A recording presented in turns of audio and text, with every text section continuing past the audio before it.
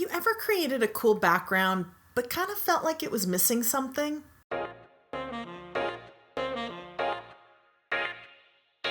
Hi, I'm Ingrid Blackburn, and I am a self-taught artist and paper crafting instructor. I'm all about teaching you tips and techniques that you can use in your art, whether it's drawing, painting, card making, even mixed media projects. Today's project is a mixed media project, but if that's not your bag, don't worry. All the principles that I'm going to talk about today relate to any project. Use whatever medium you're comfortable with. But I have 10 perspectives that I utilize in my crafting that really help make an impact on every single project.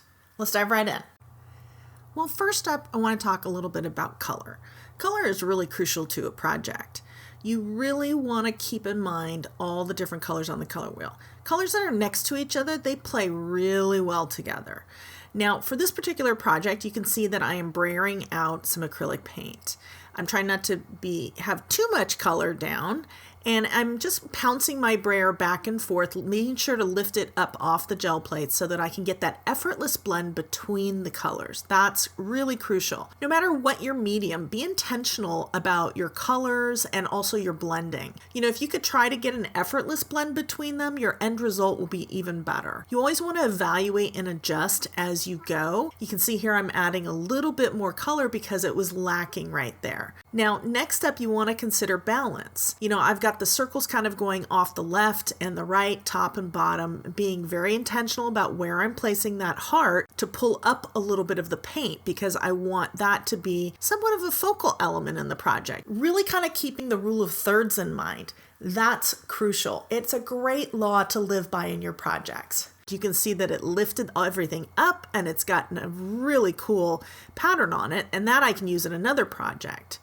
So here I'm just adding some Mars Black and using a gift card to add some visual interest to my print before actually pulling the print off the plate. Same concept, whether you're in watercolor or you're doing an ink blending or just putting a card together with die cuts. Think about visually, what can you add to the project?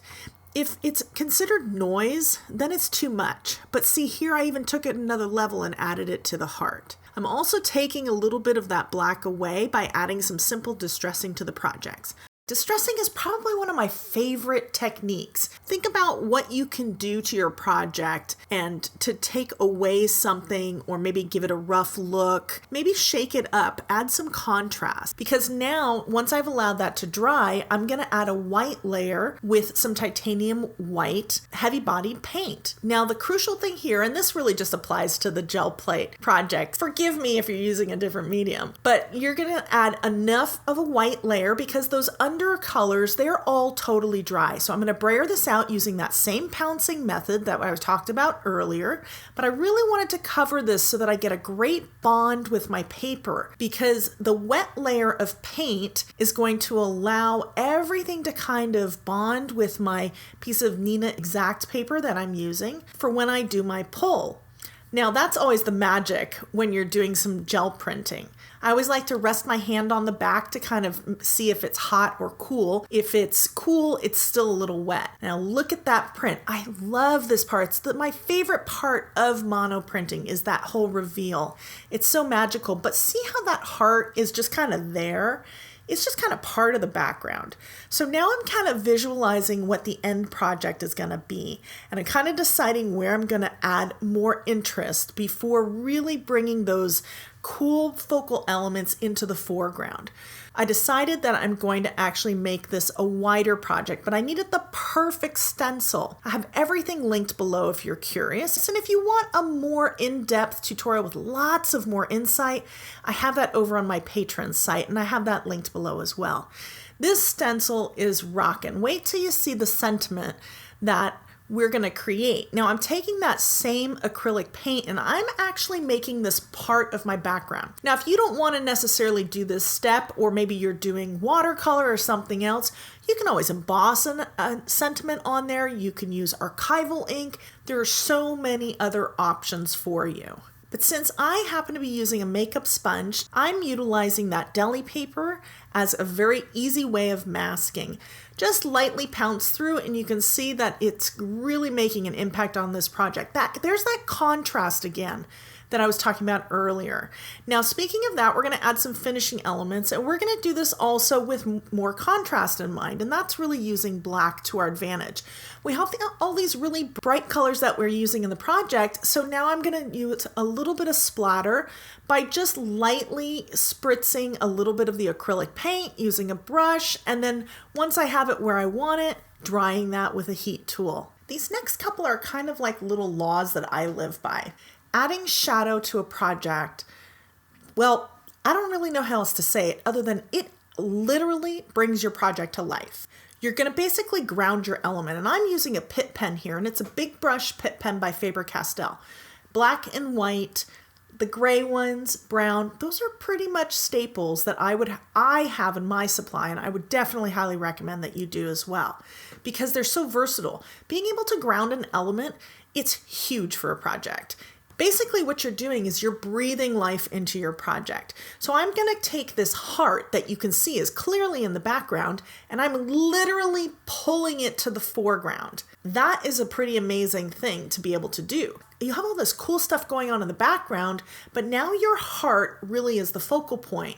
And that was crucial for our project. You can see that I am just very lightly outlining the heart and then using my finger to kind of blend it in and kind of smudge it around. Your finger is really your best tool here, so I highly encourage you to go ahead and use that versus something else. And then just really quickly adding a shadow. Now, if you're doing ink blending or say you're using Copics or you have die cuts, still do this step. You don't necessarily need to use a Pitt pen depending on what mediums you're working with, but consider using gray or black. Just create some sort of a shadow to help ground your element. And it really now is the focal point. Also, framing your project. You hear me say this on this channel. Framing your project helps draw the viewer in, and that is very important because you're really kind of guiding where the eyes are going to go. And it's really one of those finishing touches that I don't really know how else to say it. It completes the project. So with a Pitt pen, it's very easy. You just put down a little bit of India ink, but I would recommend doing it in little stages, little bits and pieces, rather than doing everything all at once. So why are all of these perspectives important?